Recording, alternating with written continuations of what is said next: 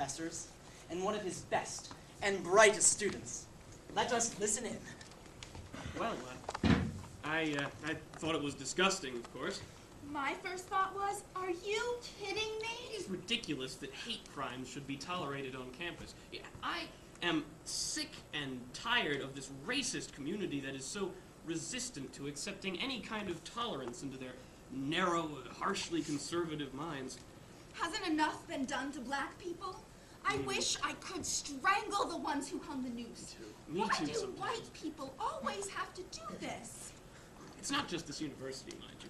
It's this whole barbaric system that plagues this country with hate and segregation. You know, every national institution there is, whether it be the educational system or the criminal justice system or health care or welfare. Or the military. Or the military, very good. Or the economy, or airline transit, or mass transit, or marriage, or divorce. All of these institutions have been demonizing and victimizing the African American population for over 300 years.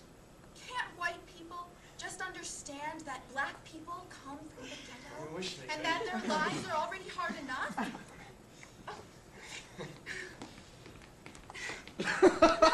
It was probably one of those Southern students who did it. Oh, the South makes me so angry. They should all just quit the KKK already. We are in the 21st century, people. Nooses are what old people do. I don't know about that, but I believe it is time that we, as a country, reach out our helping hands to these people who have been abandoned by general society. They've already accomplished so much in the academic field. In fact, I remind my African-American colleagues daily of just how proud I am of their having risen up in the only field that really, thank you. But whites in this country still insist on remaining ignorant. You know, they have not the slightest inkling of what it is like to be African-American. I wish that we could just understand black people better.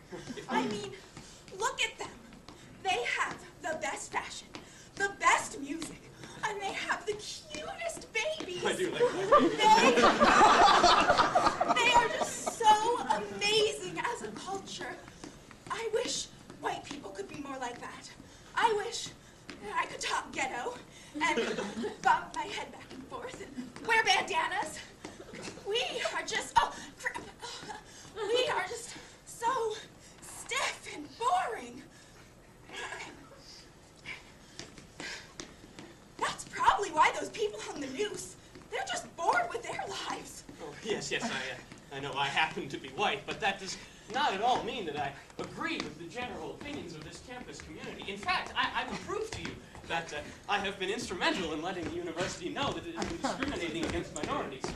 All right, so as for things I have done, yes, I sent quite an inflammatory email to the president of this university explaining that he should take his job as a facilitator of diversity more seriously. And I advised my Friday discussion section to volunteer frequently at the PSU's future events. And whoa! I'm all right. Where was I? Yes, my Friday discussion section. I also advised them to attend as many open mic nights and what do you call them, juke joints as possible at the Nyumburu Culture Center. And I also organized a diversity panel on campus, which featured the university's premier white and African-American professors. And they discoursed for hours on the subject, and I feel that we can safely say that we are well on our way to fixing racism. And I have been going up to random black students and saying, hey, I am so sorry about slavery. And I can assure you that I am not racist and that I love having you here. I think black people really appreciate that. I bet they do. Well, to be honest, my students were not that enthusiastic about what I proposed, but, well, shame on them. You know, I blame it on their stereotypical white suburban lifestyle. Yeah. And they should really start going to some more black parties to, expand their minds. Bye. Oh, well, wasn't that wonderful? We at the university are so pleased that our academic community is so active in the fight against racism. we will bring this news to another African-American faculty member. I'm sure she will be quite ecstatic to learn that white people are so active in the community.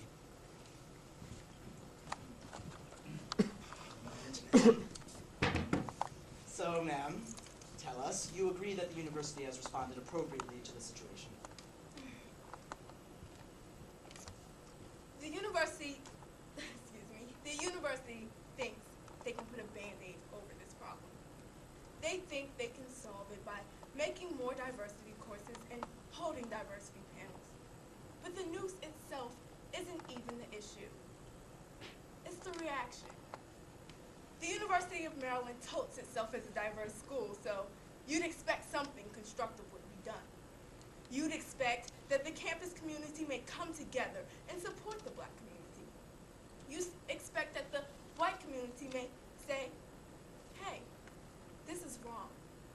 At the very least, you'd expect the administration to make an effort to speak with us and not pretend like racism is a rare occurrence on campus.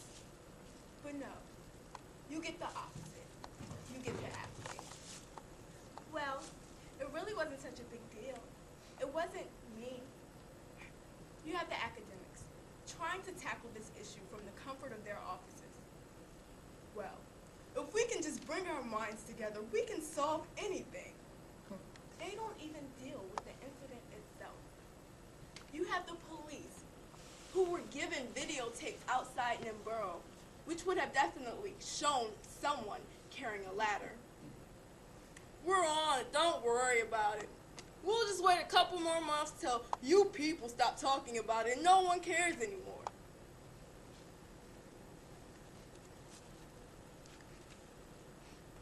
You have the administration telling us that they have everything under control. We've stamped out racism on this campus for good. And then you have black people. Not white people, but black people. Saying things like, we need to stop reacting so severely, then they'll stop hanging nooses. Really? Do you think that's how racism works? Do you think it's just going to go away, disappear into the ether? That's not how racism works.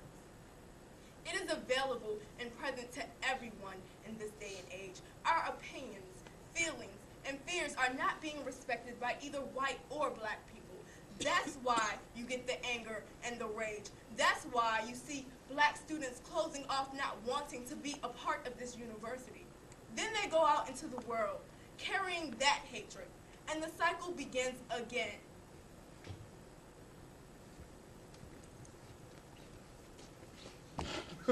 Campus community, please forget that you ever heard such nonsense.